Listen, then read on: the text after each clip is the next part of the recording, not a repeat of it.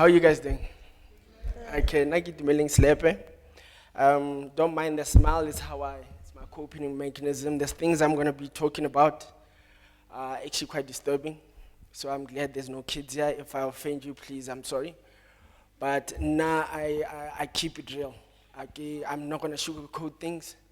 That's how the world is. And I just wanted to play something for you, which is like, I'm just dedicating this talk that I'm having to a friend of mine, but just here quickly. It's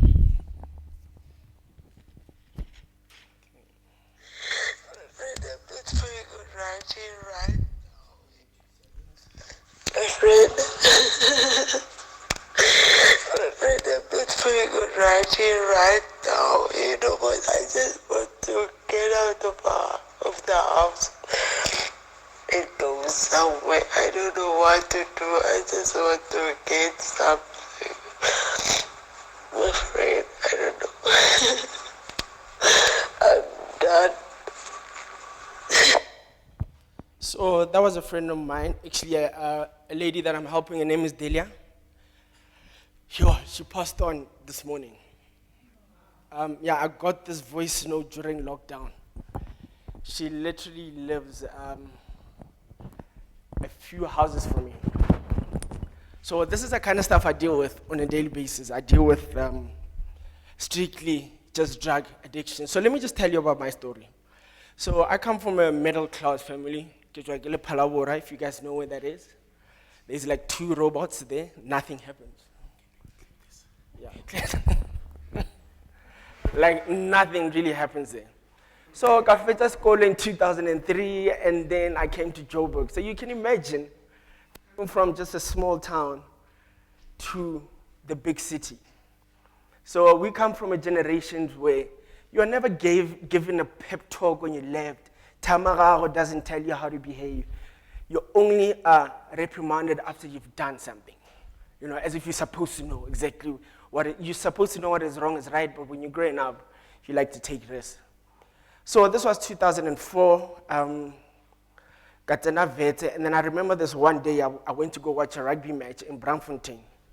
So I'm sitting on a table here, and then this one guy, he's sitting opposite me. So we start drinking, we're drinking. Then I'm noticing that this guy is not getting drunk. So we started talking, and then he's the owner of this hotel. So he has a box for everything. So he tells me, I want to show you something. So I'm like 18 years old, you go upstairs, and then he started chopping these lines. I don't know if you guys know your drugs. So now I was a cocaine and cat addict. Actually, I did everything except for Nyaobe, but anything that came, I did. I can remember it was in June because it was quite cold then. What happens to you on that first line, I can even, if you've never done it, I cannot explain to you. It is the most euphoric feeling you will ever feel. And I think that day I signed the contract with the devil. That's basically it. I'm a Christian and I'll come back to my ways and things that I do. Because the evil that came from that day with that addiction was the most amazing thing you will ever see. So I carried on. In the beginning with the drug addiction, you are able to handle it. You are a functional user. So everything is fine, nobody sees anything, you actually just, in everything that you're doing, you're excelling. Because it gives you this thing that you think you are bigger than life itself. So I started doing it 2005, 2006, 2007, now this is 3 years into it. Like any addiction, sometime you get to a point where your body now needs it. It needs it constantly. And now I was doing 3,000 a week. My addiction was 3,000 rand a week.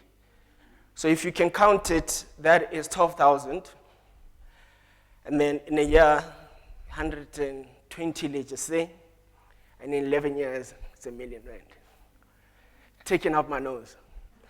There was a point where I was burning so much in my nose that my nose was actually bleeding and it was cutting and it wasn't healing.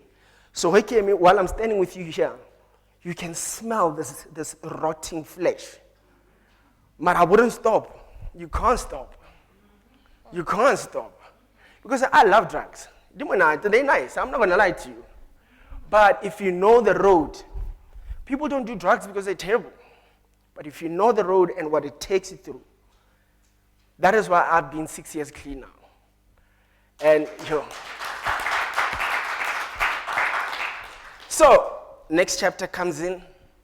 This very unlucky woman, beautiful woman, decides to marry me. But she knew about the addiction, but just let it go, slide. So, we got married. But I don't know if you guys know, especially the drug that I was taking, CAD, you can be sexually aroused, but without your penis having an erection. So you would be with this wife that you've married, and you wouldn't be sleeping with her for 9 months. I'm being serious. And those are the things, those are the things that were going on. I was stealing, as I was saying, the jobs, I couldn't keep a job. One, I was there for 10 minutes. I was 10 minutes, literally. I walked in, they looked at me, they said, no, Brian, no. So I left. I didn't even bother, because that means I can go early and go carry on with what I was doing. So 2010 came in after a whole lot of stealing and lying, because you just become a very different person on those things. Then my first rehab came. My old lady, I come from a middle-class family. I don't know how. In the industry that I work in, it's funny how women never give up on their kids, but the fathers at some point. I've only, with the 120 kids I've helped, I've only been called by one dad. They don't call. All they want is this boy out the house or the girl in the house, out of the house. So I went. My dad obviously wasn't also quite involved. 4 weeks. Mom, Leratang, what is the one thing you can't go without? Coffee, no? Okay. Let me try and use this. So coffee, if I take it to a rehab, no, you've probably been drinking coffee for 30, 40 years. And I put you in a rehab center for 4 weeks. What are the chances of you leaving it? They're very slim, extremely slim. So, yes, it was quite expensive and you couldn't afford more. So 10 minutes, 4 weeks, I was there. I was all about my feelings. I was eating 5-star foods there. It's as if nothing ever happened. I was fat when I came out. I was just doing it for them. So I came out 10 minutes later. I called the dealer and I was high, 48,000, gone down the drain. So there's a saying that says, no, you're constantly chasing that first high. That first feeling. If you are a virgin, you can't be, if you have sex, you can't be another virgin again. Like, it's gone. That feeling you'll never experience again. And that's why you'll get people overdosing, whatever, because they're still trying to take the same doses that were taken 10 years ago. So, the second time after rehab, so people you shouldn't mess with, when I tell youngsters, don't mess with the tears of your parents. So she worked hard to get that 48,000, and I said, stuff you. The second time after rehab, when I started doing the drugs, they were no longer nice now. Because there was a guilty conscience at the back of my mind. So, yes, I was very abusive also myself. It wasn't physical, but I'm not trying to say it makes a difference, but verbally, I was just a horrible person. So, 2015, I'm cutting out a whole lot of things. 2015. So there are certain people now who don't want to leave drugs, who will never leave drugs, no matter what you do with them. I was one of those people. I don't take away from the hard people that work at Sanka and all these fancy rehabs in Houghton, but I needed to be put in my place. I needed to go back to my creator, the person who created me, which is God, my Savior. And I needed to go back and kneel before him so he can show me exactly who's boss. So I got there. So you guys might be familiar with the place I'm about to tell you about. So they were lied to me at home. They said, no, we're going for some job thing in Pretoria. Eh? You know it. So I get in the car, I'm even driving myself. But before we get to the job interview, I had my ID book and it was left with the last page with the picture. So I don't have a straw. I'm like, I rip out that page, I make like a note and I quickly. Because I knew, like, where am I going to need my ID for? So, yeah, no, they take me in. So as I walk in, I'm like, hi, man, what are we doing here? So the place I'm speaking about is the church where they put people in shackles. So I was put in chains for 6 months. You bath in chains, you crap in chains, you eat in chains, you go to church in chains, you pray in chains. So it was the most horrible time of my life because you get to a point where I realized how drugs work. So the first month, you're okay. Then the second month, they're hiding. That is why people are always thinking, now I'm okay, I can leave. Only because you're protected by those 4 walls inside. Once you come outside and then the smallest thing disturbs you, and you go back to your girlfriend, you go back to what you know will make you feel good. But guys, I'm going to be honest. There is no way in hell I was going to leave drugs if I wasn't chained up. I had 9 ODs, 9 times, where the ambulance had to come, resuscitate me, and I didn't stop. So in 2015, the 30th of October, I left. I went back to where? The wife again. So one of the main things beside the skills development with the addict is that the wives and the parents, who looks after them when you're healing, because they need to live lives, they still need to go to work, they need to take care of other people, they need to deal with crap from everybody so when you come back, the person is still thinking of you of 3 months back, which is actually unfair on my side, but I'm not seeing the amount of damage I've done to them. So you could see, so now even when I came back, if something went missing, or she misplaced something,